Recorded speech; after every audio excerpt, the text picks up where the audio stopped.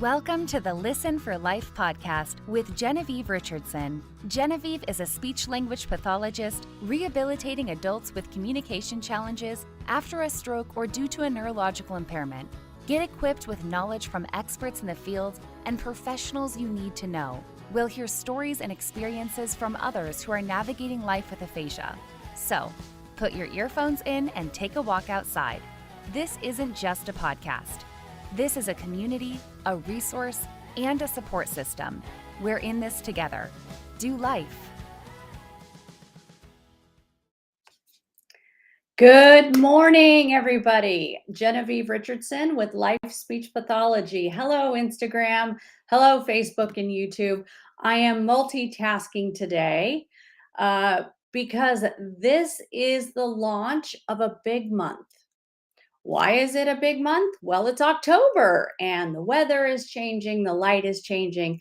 It's finally cooling down just a smidge in Austin, Texas. Sorry, I'm getting distracted by everything I got going on here. So happy October, everybody. And October is my absolute most favorite month of the year. Why is that? First and foremost, finally, some of the heat is dying down. Today, we're only going to hit 83. Woohoo! Fall colors are awesome. And I love decorating with pumpkins. Do you see my pumpkins behind me? Pulled those in from my living room this morning just for you guys. How do you feel about fall? So before we get started on today's topic, I want to share my moment of gratitude. First and foremost, I am grateful for each and every one of my clients and their families that I work with every day. It is my honor and privilege to know each and every one of you. Second, today I'm giving a shout out to the universe. However you think of, if you think of a higher being, this is a non-denominational show, I'm going to use the word universe. I want to thank the universe for the continued support that I receive on an almost daily basis. This morning at 1:25, I know that because I looked, my brain was firing on all cylinders and it was awesome. I came into the office, I got out my pretty pens. I've got this kind of addiction thing with gel pens and colors. So I'll just show you some of the, can you see some of my notes? I wrote, if you count front and back, 8 pages of notes. It was just a pure download about this topic that we're going to jump into today. So my moment of gratitude, thank you, the universe, for continuing to support me, for allowing me and the privilege and honor of knowing each of you and being able to do this work. And of course, I thank my family because without their constant support, I wouldn't be here doing this every day. All right. Let me check my notes. Okay. I challenge you. Can you stop for just 10 seconds and say, what is one thing you are grateful for? It's a great way to start the day. And for some reason, even though I'm a bit sleep deprived, I am all charged up and ready to be here with you. So here's today's topic. We are jumping into aphasia inclusion for the holidays. What do people with aphasia want for the holidays? Well, would it be any surprise if I told you they want to be included? Well, you might ask, well, aren't they included? I mean, they're here, they're at the holiday gathering. Aren't they included just by their mere presence? It's not the same. So over the years, I've heard from my clients that when they are sometimes with their family, especially like extended family or friends or neighbors that may not understand aphasia, there may be some discomfort on the part of some of the people at the gathering. So what happens when you're uncomfortable? You avoid, right?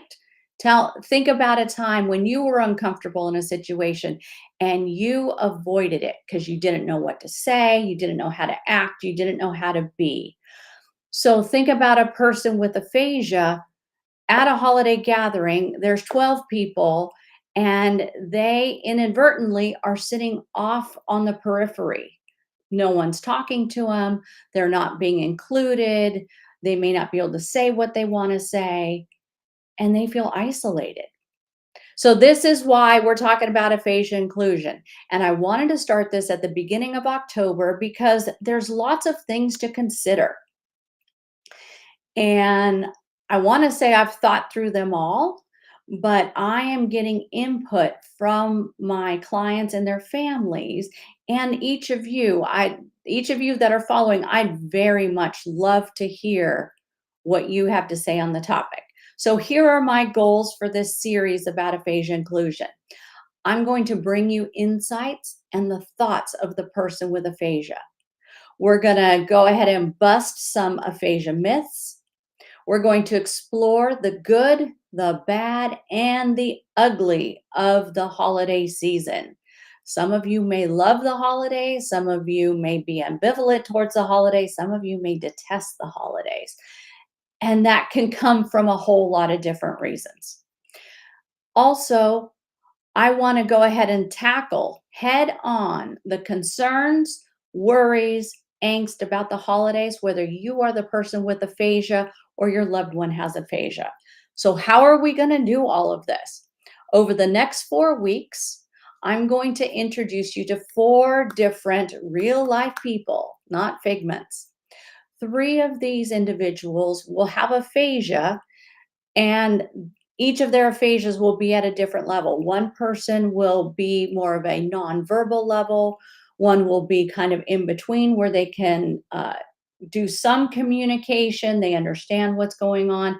And then a third one will be a more high, have a little bit more on the communication skills. They might have a primary issue of word finding difficulty where they get tripped up on their words and can't fully express their thoughts.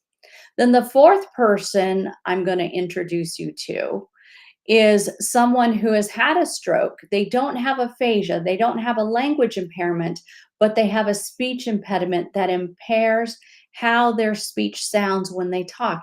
And sometimes, if you're not used to listening to someone with a speech impediment, it's hard to understand. So there's a whole host of nuances and challenges for each of these individuals at the holidays. So we're going to get into that. But also, I need your help. So I'm going to pose to you guys some questions. Number 1, what are your favorite holiday traditions? What do you like to do for Thanksgiving, for Christmas, for Kwanzaa, or whatever holiday that you celebrate? Maybe your big holiday every year is Halloween, and that's when you have the most people over. Maybe it's more of a neighborhood festivity, whatever the case may be. Whatever your holiday gathering is, think about it. And what are your traditions? What do you look forward to, and what do you not look forward to? If you are a person with aphasia, how would you want to advocate for yourself? And if you've had aphasia for a while, what do you wish you could do or would your family do to help advocate for you? If this is not your first holiday season and you have aphasia or a speech impediment, let me know. Give me some insight. Tell me what you're thinking. Tell me what bothers you, what makes you happy. Tell me about the wins and maybe the losses, all of those things. So, in an effort to reach as many people as possible with this very important topic, I'm going to be adding a web page to my website, and it's going to have these videos so that you don't have to go back and find it on social media. I'm going to post the videos there. They're also going to be pushed to the podcast, the Listen for Life Aphasia podcast. I'm going to post the questions on the web page so you can see all of those. I'm going to post my email address, how to reach out to me, how to follow on social, all of these things. Again, aphasia inclusion is also about accessibility. So I am doing my best to think about all the different ways I can reach each of you and communicate and interact and get your questions answered and be supportive. So to find this webpage, it's not there yet, but hope maybe by the end of the day, I can have it there. DoLifeSpeechPathology.com/holidays. And I will be adding content there every week.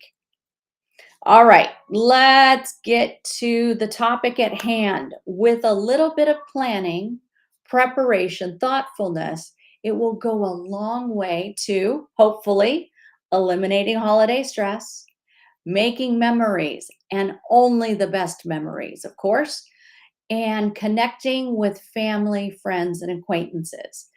I'm going to help you be aphasia inclusive. Whether you take just one tip or strategy from this series of videos and live events I'm doing, or you take 10 of them. I don't know how many we're going to end up with. I'm still working all that out. Know that even if you apply one tip, one strategy, you are making a difference for your person with aphasia. If you're the person with aphasia, if you take one tip about advocating for yourself when you're at a holiday gathering, celebrate that as a win. For many of us in the US, we celebrate Thanksgiving and then Christmas. Let's get you ready for Thanksgiving, and then let's knock it out of the park for Christmas with our aphasia inclusivity. I will draw your attention to a resource that you can download right now off my website. Last year, I created an ebook called Talking Turkey, Aphasia Inclusion for the Holidays. The book was super well received. It's got some basic information, tips, strategies. And if you're interested, you can download that now off the website, DoLifeSpeechPathology.com/talking turkey. So, what does talking turkey even mean? Right? You've heard the term. Maybe it doesn't come up for you right away. I chose that title, Talking Turkey, because we are getting down to it. We are going to have the hard conversation. We're going to address these issues that impact communication and connection with our loved ones. So, we're going to talk turkey about aphasia inclusion. If you're interested, grab that ebook now. All right, so to make this training the best it can be and to reach as many people as possible, I would be appreciative if you would like, follow, subscribe, whatever the key terms are on the platform that you're on, wherever you're seeing me, or if you're on my email list or you're a podcast subscriber, I thank you. Please help me get the word out and share your thoughts and comments with me. So here we go. So whether you have aphasia or your loved one has aphasia, what can possibly go wrong at the holidays? I'll bet you're thinking of a couple different things right now. So I've got 10 to share with you. So I'm just wetting your whistle today with some of these pain points because I promise you we're going to get into it. Misunderstandings. Wow, can you imagine how misunderstanding can happen over Thanksgiving dinner? Noise and overstimulation is number 2. Folks with aphasia can get overstimulated very quickly. The more noise and activity and conversation going on, just think about your brain getting on overload. Or short circuiting, right? Or you've plugged too many plugs into the outlet, and your outlet starts sparking, and the Christmas tree lights go out because you've overloaded the circuit. Same thing for a person with aphasia. The third pain point that can happen at the holidays: feelings of isolation. Again, I gave the example of Bob sitting on the outskirts of the conversation, not being included, not being smiled at, or, you know, where people bring him into the conversation. Fourth pain point, frustration, fatigue. The person with aphasia may be trying their best to get out what it is they want to say, but for whatever reason, whether it's their aphasia or fatigue, they can't get out their thoughts and emotions and concepts. Number five, lack of awareness or sensitivity about aphasia. That's another big reason why I'm doing this series. You all need to understand what it's like to have aphasia. I don't have aphasia, nor do I have a direct loved one in my family or immediate friend circle that has aphasia, but I've worked with the condition for 29 years. I have a few insights, and I'm going to bring you the words of the people with aphasia and what they want you to know about it. Number six pain point, difficulty in group conversations. Duh. Number seven, loss of a role or identity. Maybe the person with aphasia that's now sitting on the outskirts of the gathering used to be the jokester. Maybe he was the person that ran the games, the activities. He got everybody into their places to do whatever it is they like to do for their holiday traditions. And maybe he can't do that anymore. Or maybe he can get back to doing that in an adapted way because someone has learned what aphasia is and has taken his identity into consideration to help bring him back into that role. I'm going to help you do that for your loved one with aphasia. Number eight pain point at the holidays could be, in general, communication barriers. Can't get their words out, can't get the thought out, can't pay attention to the conversation long enough to even formulate a thought. Number nine, emotional overwhelm. We all know whether or not we have aphasia, holidays can be stressful, whether it's getting the turkey cooked and out on the table, whether it's dealing with some challenging personalities, or just the sheer number of people, or the kids running around, whatever the case may be, there can be emotional overwhelm for sure. And then number 10, lack of adapted activities. Let's take what your holiday traditions are and put some simple adaptations into place so you can include your person with aphasia. So, understanding more about aphasia, understanding these pain points, maybe selecting one pain point that is most prevalent in your family or with your person with aphasia, we can make a difference this holiday season. Families can alleviate these pain points by planning ahead, raising awareness among guests, and adapting activities and environments to be more inclusive. Having a support system, resources, that's what we're going to get to for this month of October. Every Thursday, I'm going to do a live. Hopefully, I can keep my fingers from pressing the wrong buttons on the technology since I've got Restream going here on my computer. I've got Instagram going here on my cell phone. And you may have noticed over here in the corner, I've got my laptop set up recording me to kind of give a little bit of the behind the scenes.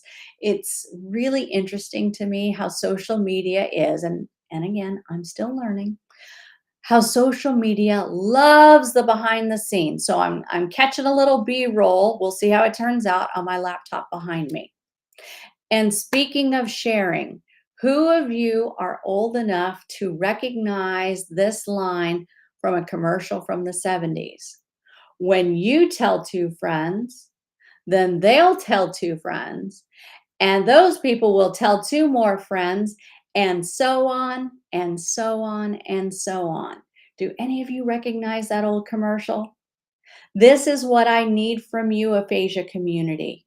I need you to let people know I'm doing these sessions. I need people to log in live, catch the replays, comment, interact with each other, ask questions. Help me make this month of October be aphasia inclusive and help get our families, friends, loved ones, neighbors, colleagues, whatever it is. Let's help make this season, 2023, be the most inclusive we can make it. Thank you for listening. I appreciate each and every one of you. You can reach me directly in the comments. I will do my best to follow those. You can send me a private message through Instagram or Facebook. I'm a little slow catching up on those. Keep in mind, I do run a full-time practice and I'm also full-time content creating. So I'm not super great about catching the private messages on social media. If you want to get me directly, send me an email. hello@dolifespeechpathology.com. And also, last time I'll mention it on this recording, dolifespeechpathology.com/holidays to catch all of this aphasia inclusive goodness. Trainings, tips, tricks, questions, all of it. Take care. Have a wonderful first week of October, and we'll catch you next week.